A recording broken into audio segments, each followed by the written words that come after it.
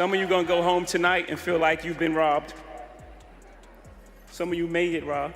Some of you don't belong in the category. There are going to be people along the way who will try to undercut your success or take credit for your accomplishments or your fame. You don't let those people sidetrack you. Someday when you get where you're going, you'll look around and you will know that it was you and the people who love you. Taylor Swift, the queen of pop, is on stage ready to perform her latest hit. But then, out of nowhere, drama unfolds as she confronts none other than Jay-Z, accusing him of humiliating her on live air. But what exactly went down?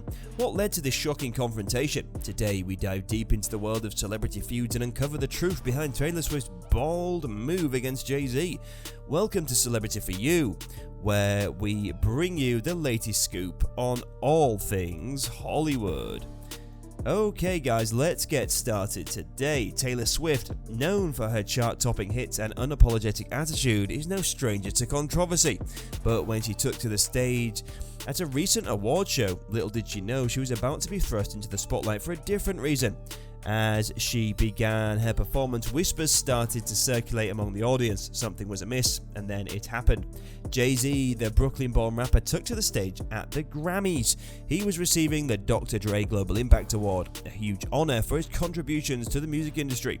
Standing beside him was his 12-year-old daughter Blue Ivy, while Beyoncé watched from their table in the audience, stunning in a Louis Vuitton outfit by Pharrell Williams. During his speech, Jay-Z talked about the significance of dreams, drive and ambition, and then he mentioned his wife of 14 years. But what followed next is what caught everyone's attention. It's about to get interesting. Young lady, but she has more Grammys than everyone and never won Album of the Year. So even by your own metric. As the camera panned to Beyoncé in the audience, she appeared slightly apprehensive, adding fuel to speculation. Viewers wondered if Jay-Z's remarks were aimed at Taylor Swift, who boasted impressive 52 Grammy nominations and 14 wins, including 4 Album of the Years. In contrast, Beyoncé has been nominated for 88 competitive Grammy Awards with 6 Albums of the Year nominations. Jay-Z shares the same number of nominations, winning 24, including 6 for Album of the Year. You finished this time. Beyoncé and Taylor Swift literally support each other, which is funny. Hatch Grammys. Others claim Jay-Z is Emma.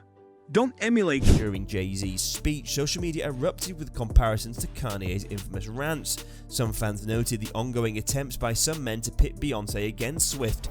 Others found humor in the situation, referencing Jay-Z and Kanye's friendship and the resilience shown by Beyoncé and Taylor Swift. It's a reminder of the toxic masculinity perpetuating narratives that pit successful women against each other. Taylor Swift has denied any feud between her and Jay-Z. In an interview with Time magazine last year, she described Beyoncé as the most gorgeous, loving and hilarious diamond. Swift praised Beyoncé for revolutionizing the music industry and teaching artists to question established commercial practices. Aired throughout the summer's stadium concerts. The media and stan culture profit by placing 2 women against each other, even though the artists declined to face it. Rejecting that argument is brave and great. Throughout the summer stadium concerts, Beyoncé and I were constantly compared by the media and stan culture. Profiting from pitting 2 women against each other has become a trend, despite both artists refusing to entertain it. Rejecting that narrative takes courage and show greatness. We've moved past it because Beyoncé and I have our sights set higher on different things. During his Grammy address, Jay-Z emphasized that awards are subjective but wonderful. He started his speech with a heartwarming anecdote about how Blue Ivy used to play with his Grammy awards as sissy cups, but now she has her own. It's this late spring, yet the ones in particular that were looked at were me and Beyonce.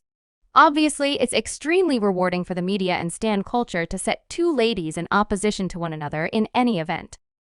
When those 2 specialists are... Meanwhile, Alyssa Farah Griffin criticized the move, saying it took away from Swift's historic event. Swift had just become the first person in history to win 4 Album of the Year honors. Griffin noted a long-standing sentiment that the country hasn't gotten over Beyoncé not winning Album of the Year for I Am Sasha Fierce. This ties back to the drama with Taylor Swift winning for Fearless that year. Griffin expressed her belief that Beyoncé should have won for I Am Sasha Fierce. During the segment on M-Day about the ceremony, Griffin shared that she didn't love parts of Jay-Z's speech. She felt it detracted from the artists who were winning that night. Griffin highlighted Beyonce's support for Taylor Swift, noting how Beyonce attended the opening of Swift's tour movie, and Swift attended Beyonce's. Griffin felt Jay-Z's speech took away from Swift's historic moment of winning the Most Album of the Year awards. Taylor made a moving Grammy victory speech as the first woman to win Album of the Year twice after the outcry. People will strive to undermine every... It was a race against time, because Taylor Swift was scheduled to perform during the next segment of the ceremony, while the first half of her performance singing You Belong With Me on a New York City subway car was pre-recorded.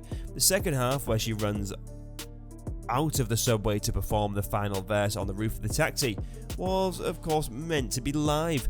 Taylor kept her composure and powered through the performance with a smile, even though her voice was a bit shaky during the final verse. Backstage, a producer discreetly mentioned to Beyonce that she would likely be going on stage soon. Producers knew in advance who would win each award, though the artists themselves theoretically didn't. The producer suggested it might be a nice gesture for Beyonce to use her moment on stage to shine the spotlight back on Taylor. It was a time-sensitive problem because Taylor was scheduled to perform during the next segment of the ceremony, and while the Initially, what went down between Kanye West and Taylor Swift at the 2009 VMAs seemed like just another piece of pop culture gossip. Many thought it would fade away quickly. However, it's become a defining moment that has affected the public image of both stars, and the Beyonce emerged unscathed like a goddess. Every time a new scandal involving Kanye or Taylor pops up, the VMA incident resurfaces, bringing out the worst in everyone involved. For a few years after the incident, Kanye and Taylor tried to publicly bury the hatchet. They were seen chatting amicably at events, and Taylor even presented Kanye with the Video Vanguard Award at the 2015 VMAs, jokingly acknowledging their history. During Kanye's acceptance speech, he admitted to smoking weed beforehand, apologized to Taylor once again for the 2009 incident, and then criticized MTV for hyping up the moment. Stormed the VMA stage. He carried a Hennessy on the 2009 VMA red carpet. As he climbed the carpet and sipped, the bottle dipped. Kanye was a multi-nominee and sat first. He gave the bottle to other celebrities. With snake emojis flooding her social media, Taylor Swift scrambled to defend herself, emphasizing that her main issue with Kanye's song was the use of the word bitch, which he had never mentioned to her beforehand. "You don't get to control someone's emotional reaction to being called that in front of the whole world," she wrote in a now-deleted Instagram post. However, Taylor's Grammy speech, which had been widely praised, put her in a tough spot. It seems she was upset with Kanye for taking credit for her fame, yet it was clear she had given him the blessing to do so. It was fueled by the perception, which had emerged back in 2010 when Taylor was being strategic and manipulative in handling the Kanye situation. This time, it felt like there was evidence to support it. Taylor's attempt to play victim, especially on Keeping Up with the Kardashians, garnered intense public criticism. She disappeared from public view for a full year after Kim K released videos of her phone conversation with Kanye when Taylor re-emerged with her album Reputation in 2017. She faced backlash for continuing to portray herself as a victim in her songs. Now, Jay-Z might face a similar backlash to what Kanye experienced in 2009. However, given Taylor Swift's increased popularity since then, there's a chance Jay-Z could be in for a rougher ride. But amidst the chaos, one thing's clear: Taylor Swift was not afraid to stand up for herself and call out injustice when she saw it. Her fearless attitude and unwavering determination inspired fans around the world to speak out against bullying and injustice in their own lives. So what's next for Taylor and Jay-Z? Only time will tell, but one thing's for certain: this confrontation has sparked a conversation that will not soon be forgotten. From the glitz and glamour of the red carpet to the raw emotion of live television, Celebrity For You is your go-to source for all the latest celebrity news and gossip. Don't forget to like, comment and subscribe to our channel for more exclusive updates and behind-the-scenes scoops.